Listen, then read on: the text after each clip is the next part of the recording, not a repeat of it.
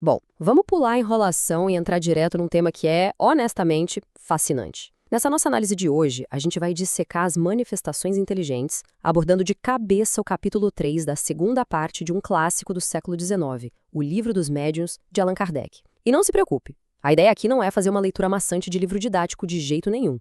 A gente vai desconstruir juntos a lógica por trás de tudo isso, desde a famosa tipologia até a origem da psicografia.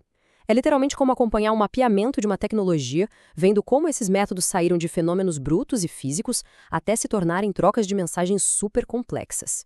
Para a gente realmente entender isso, é preciso fazer uma viagem no tempo.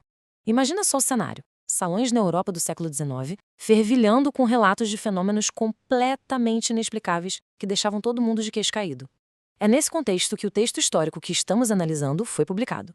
Kardec basicamente pegou todo esse caos e decidiu aplicar um método de observação super rigoroso. O mais bacana de acompanhar nessa obra é justamente o cuidado absurdo que ele teve de documentar cada pecinha desse quebra-cabeça investigativo. Nosso roteiro de hoje é bem direto. Vamos passar pela transição da matéria para a inteligência, depois a linguagem dos sinais, entrar na tipologia, descobrir a origem da psicografia e, por fim, chegar na evolução para a psicografia direta. Parte 1. Da matéria à inteligência. No comecinho de tudo, os relatos apontam que a coisa era extremamente rústica e física.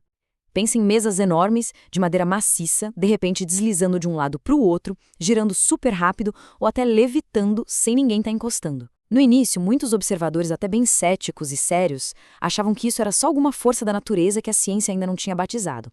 Tipo uma corrente magnética bizarra, ou eletricidade estática gerada pelo pessoal ali na sala. E até aí faria sentido, certo?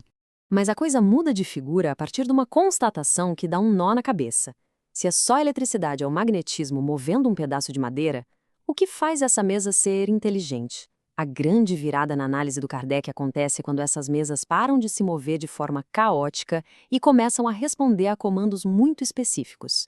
A partir do momento em que o objeto mostra uma intenção clara, a desculpa da corrente elétrica cega cai por terra.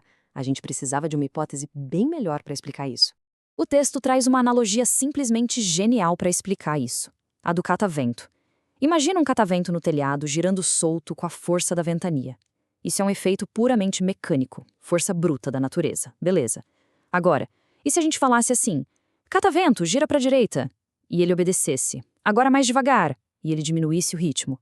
Fica óbvio que o pedaço de metal em si não ficou inteligente do nada, mas sim que existe uma inteligência invisível controlando aquilo de fora.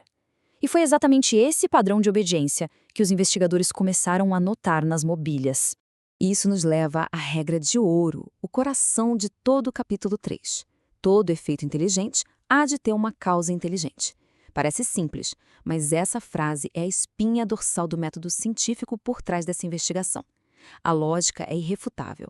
Se a reação daquele pedaço de madeira revela vontade de compreensão, a causa invisível puxando as cordinhas por trás dos panos, com certeza dotada de inteligência. Parte 2. A linguagem dos sinais. Aí a coisa começa a ficar mais sofisticada. A fonte estabelece um termo técnico para essa fase: sematologia, que nada mais é do que a linguagem dos sinais. Basicamente, foi o início de uma via de comunicação palpável, usando os movimentos de objetos que, até então, eram totalmente inanimados. E na prática, olha que loucura! As mobílias não estavam só pulando por aí sem rumo. Elas começaram a expressar emoções, inclinando uma vez para sim, duas para não, por exemplo, mas ia muito além de um código binário. Segundo os registros, às vezes a mesa dava uns solavancos violentos para demonstrar raiva ou impaciência. Em outros momentos, ela se inclinava super de leve, quase imitando uma reverência educada para dar um bom dia. É como assistir a um mímico genial. Ele não diz uma palavra, mas as emoções estão escancaradas nos movimentos. Parte 3. Tipologia, a famosa comunicação por pancadas. Essa é a fase onde a comunicação deixou de ser só visual e passou a ser auditiva. Tipologia é o termo formal para linguagem de batidas e pancadas na madeira. No começo, era aquele feijão com arroz, pancadinhas rápidas que significavam afirmativas ou negativas. Resolvia o problema? Resolvia, mas convenhamos, era muito limitado para quem estava buscando respostas filosóficas profundas. Foi aí que inventaram a tal da tipologia alfabética. Pensa num processo trabalhoso. Funcionava assim. Uma pessoa ia varrendo as letras do alfabeto, uma por uma. Quando chegava na letra certa, toque, a mesa dava uma pancada bem nítida. Alguém corria e anotava a letra no papel.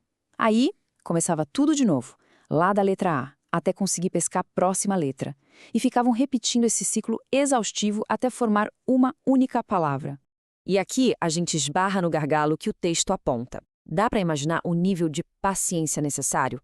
É fato que a tipologia alfabética até entregou mensagens impressionantes e super complexas.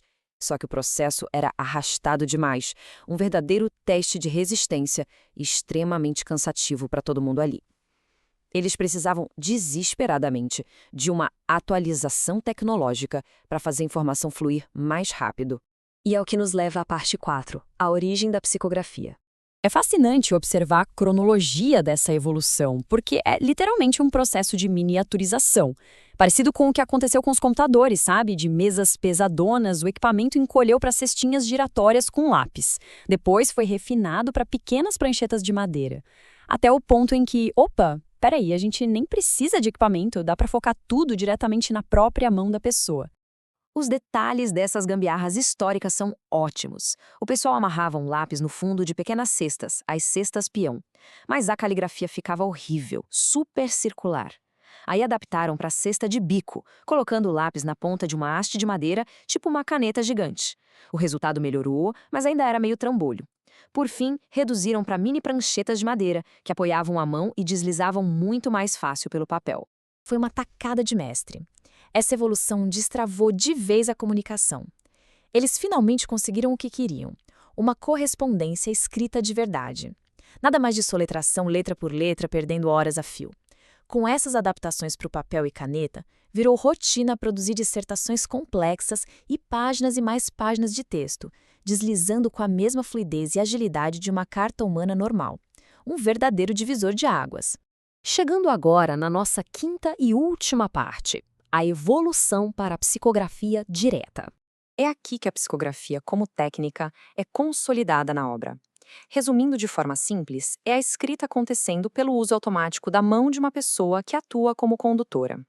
O livro conclui que, por ser incrivelmente versátil e rápida, essa virou a técnica preferida e mais abrangente de todas as testadas lá atrás. E quando a gente coloca os métodos lado a lado, o pulo do gato fica muito evidente.